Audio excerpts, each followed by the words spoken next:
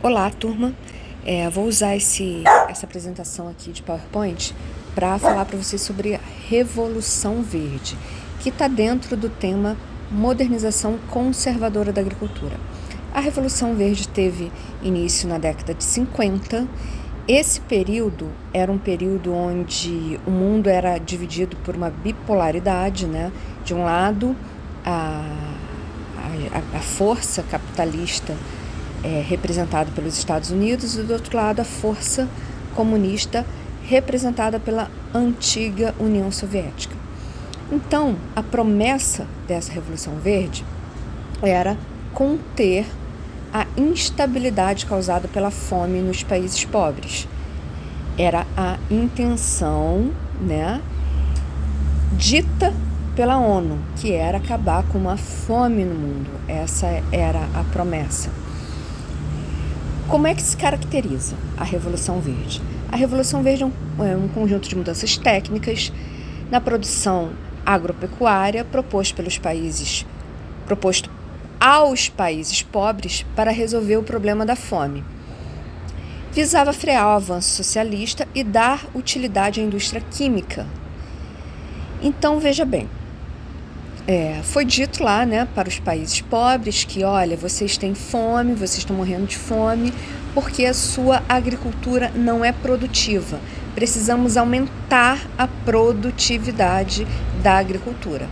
E para aumentar a produtividade da agricultura, nós iremos introduzir no meio agrário adubos químicos, herbicidas, sementes geneticamente modificadas, mecanização do preparo do solo, do cultivo, etc. e tal. Os Estados Unidos estavam muito empolgados em que essa modernização tecnológica no campo freasse o avanço socialista, e muitos países pobres não quisessem também se transformar em países socialistas. Os Estados Unidos promoveram financiamentos e a capacitação de profissionais. Os governos locais incentivaram a pesquisa e divulgação das inovações técnicas, além de dar crédito aos grandes proprietários de terra. O que deu errado?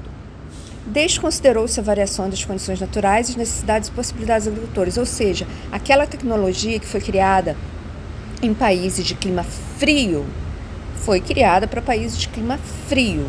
Imagina você vender veneno para um agricultor que mora aqui no Brasil, um calor maravilhoso, e a roupa que protege o trabalhador do veneno é uma roupa que foi desenvolvida para um agricultor que mora num país de clima frio. Ou seja, as pessoas utilizavam veneno sem se proteger. A médio e longo prazo, agravaram-se os impactos socioeconômicos e ambientais gerados pelo endividamento, a queda de rendimento e degradação do solo, lençol freático, pragas, doenças, etc. e tal. Ou seja, muitos agricultores se endividaram para comprar as sementes geneticamente modificadas, o herbicida, para turbinar o crescimento dessas sementes, dessas plantações, e também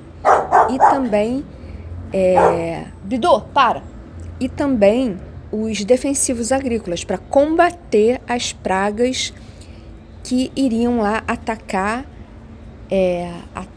essa plantação.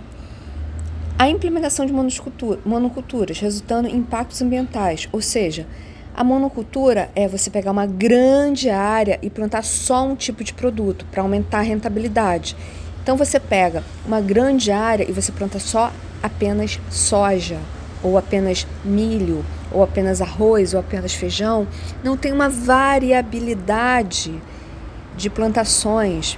Isso daí é complicado, Você mora numa região do interior, onde a única plantação é plantação de milho. Quer dizer, os outros alimentos que você precisa consumir, você não planta, você tem que comprar, É uma coisa meio ilógica. É claro que isso daí causa prejuízo para o agricultor pobre, para o lavradorzinho lá, que não tem grana. Consequências. Tal modelo proporcionou aumento da produtividade por área cultivada, de verdade, né? É claro que quando você implementa tecnologia no campo, você tem sementes melhoradas, essas sementes elas vão produzir mais. Quando você tem a mecanização, um trator vai render um dia de trabalho muito mais do que 50 trabalhadores. E financeiramente é muito bom para o proprietário, né? Em vez de você pagar o salário de 50 trabalhadores e os direitos que 50 trabalhadores têm, o grande empresário, né, o grande produtor rural, ele vai pagar 2 funcionários que irão fazer o trabalho de 50 com o auxílio do trator, né? Enfim, tal modelo proporcionou um aumento da produtividade por área cultivada e crescimento considerável da produção de alimentos, principalmente cereais e tubérculos. Batata é um tubérculo, tá?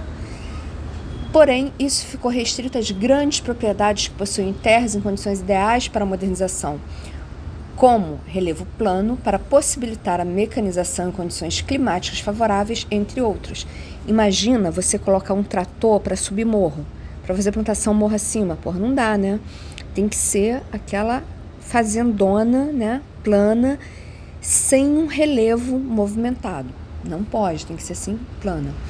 Também com condições climáticas favoráveis, né, que tornavam possíveis a implementação daquelas técnicas ali, né, com aquele tipo de semente, aquele fertilizante, porque a venda é casada. Toda vez que um agricultor comprava uma semente, junto com aquela semente ele comprava o herbicida específico para usar com aquela semente.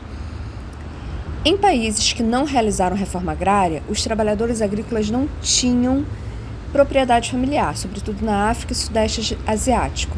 A mecanização da produção diminuiu a necessidade de mão de obra, contribuiu para o aumento dos índices de pobreza e provocou o êxodo rural.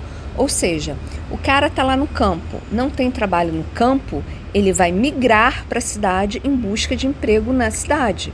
Né? O cara vai pensar, poxa, aqui na roça não tem emprego, eu vou para a cidade e vou conseguir emprego. Só que daí, chega na cidade e também não consegue emprego, que é um outro problema que a gente vai ver quando a gente for estudar urbanização. Aqui tem um mapa mental, Revolução Verde, né? E as setinhas que apontam máquinas, competitividade, maior produtividade, que era a proposta, né? O que prometia a Revolução Verde. Pesquisa, né? O governo proporcionou pesquisa, chegou até a fundar alguns institutos para pesquisar sobre modernização na agricultura, implementação de técnicas para aumentar a produtividade no campo. Além disso, a gente teve investimentos, muito investimento, que se olhar bem para o campo hoje, a gente vai ver que não deu certo. Formação de centros urbanos no interior, as técnicas agrícolas, indústrias, serviços, porque imagina, né? A Parmalat é uma agroindústria, né? Tá lá produzindo molho de tomate e precisa estar perto das plantações de tomate.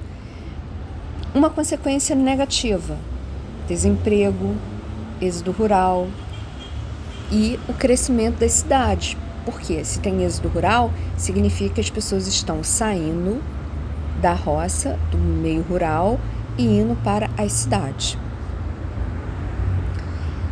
Bom, é isso. Teve uma mudança de perfil aí devido a essa Revolução Verde, com um domínio no maquinário agrícola, com uma exigência de uma mão de obra qualificada no sentido de saber operar tratores, arado mecanizado. E atualmente a gente tem até alguns tratores que não tem motorista, que são guiados via satélite. Só precisa de um cara lá para programar o trator, uma pessoa para ficar lá, né, olhando, dando comandos, e trabalhando com drone, captando imagens, enfim. Super agricultura high-tech que a gente vai ver numa próxima aula. Dúvidas? Mandem mensagem para mim. Beijo!